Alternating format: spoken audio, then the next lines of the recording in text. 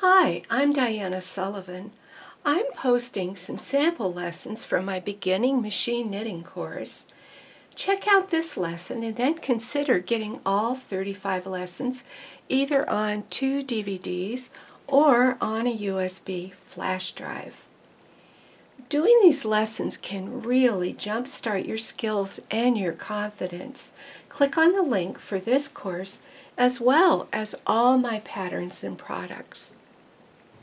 Now, a really simple way to increase is merely to put an extra needle out from out of work position to in work position on the side of the knitting where the carriage is. The carriage is on the right hand side, and I've added one needle on the right hand side. When I knit across, it will put yarn in that needle, and from then on it will continue to knit.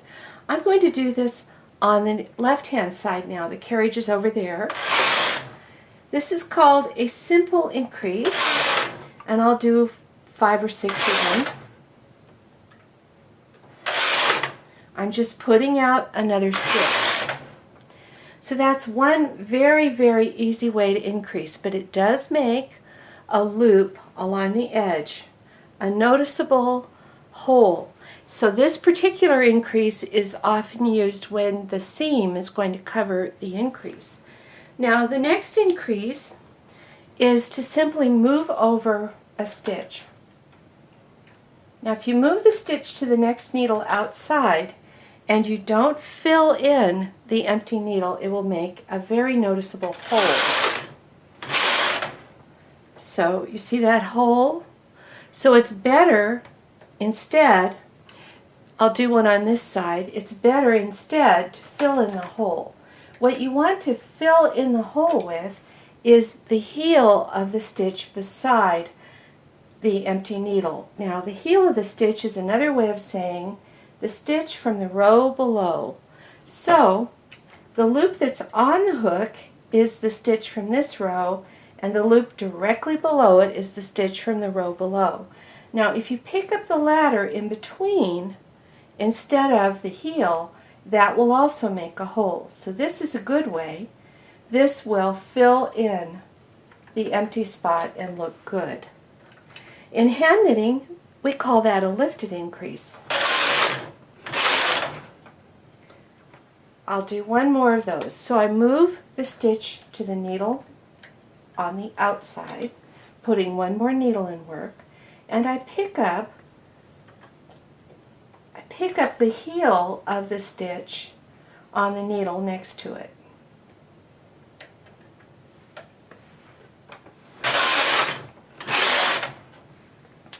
Now the next increase that I'm going to do is a full fashion increase. The increases I was doing over on the right hand side of the knitting were really close to the edge, but it's very often helpful to have the increases a little farther from the edge so that they don't show inside the seam.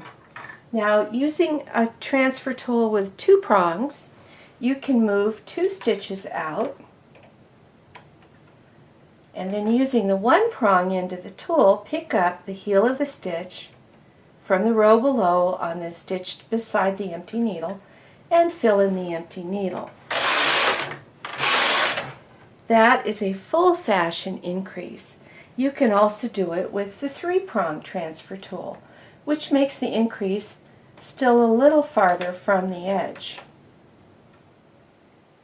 So I'm moving 3 stitches out, and I have an empty needle, and I'm going to fill the empty needle in with the heel of the stitch that's next door to the empty needle.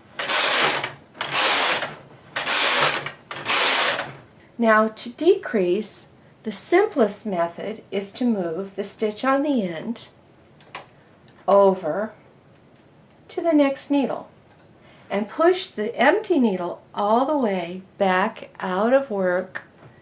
This needle had a stitch on it. It's all the way out of work so that the machine doesn't lay yarn in it.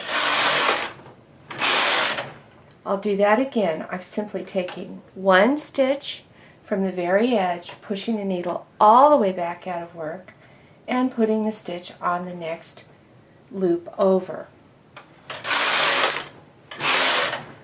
Again, that's a simple decrease and it's right on the edge. To use the two-prong transfer tool for a full fashion decrease, you move 2 stitches over by 1, and then what you have is the needle that had a stitch is now out of work. The next needle has 1 loop on it, and the next needle actually has 2 loops on it. So the decrease occurs away from the edge, and it makes a better looking seam. Now I almost always do my decreases with the triple transfer tool. It's just so fast and easy. And I think it looks a little better to be 3 stitches in from the edge. So same process, I just go over by 1 needle. And of course I need to move the empty needle all the way back out of work. Another decrease that I do sometimes, I call the double decrease. I like it for raglan seams. It's just a time saver, especially on children's sweaters and other garments that I need to make quickly. I take 3 stitches and I go over by 2 needles. That means I have decreased by 2 stitches. I'm going to move 2 stitches, 2 needles out of work.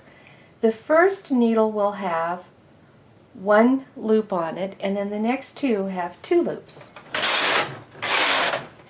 Now I'm going to knit a few rows and take the sample off and show you these various increases and decreases. Here's a strange shaped piece of knitting that I created when I did all these increases and decreases. Now, for starters, I did these very simple increases along the edge, and look how they made a very noticeable hole along the edge. I did some on this side too. So that is an easy way to do an increase. It's fast, but it's not a frequently used method. Now, the next thing I did was I did an increase close to the very edge of the knitting, right here, where I moved 1 needle out and then I filled in by picking up the heel of the stitch from the row below. So this was an increase that was right close to the edge of the knitting. Then I did a full fashion increase over here on this side. You can see that a couple of stitches from the edge, a stitch suddenly appears.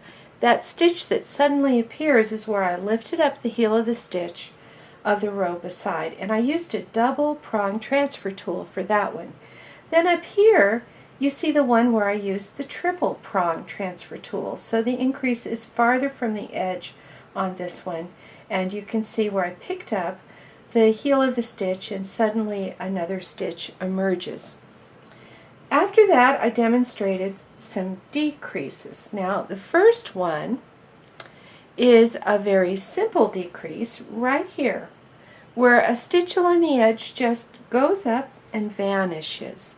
Well, that vanishing stitch is a stitch that I moved onto its neighbor on this row right here. So it's a little easier to see from the back, right above my thumb. That's where that stitch just vanishes because I moved it on to the needle next to it. Then, moving up a little bit, this was the full fashion decrease using the 2-prong transfer tool. In this decrease, you can see that 2 columns of stitch join and become 1 right here, a stitch in from the edge. And then here I did the 3rd stitch in using the triple transfer tool. 2 columns of stitch become 1 right there where I moved those stitches over. And then up here is the double decrease that I did. So that's how to increase and decrease. If you like the sample lesson, consider getting the whole course, which is available at www.dianaknits.com. And did you know I have hundreds of machine knitting videos on YouTube? Check out my channel, Diana Knits, and subscribe. I also have a blog and a Facebook group. These are all free resources to help you on your machine knitting journey.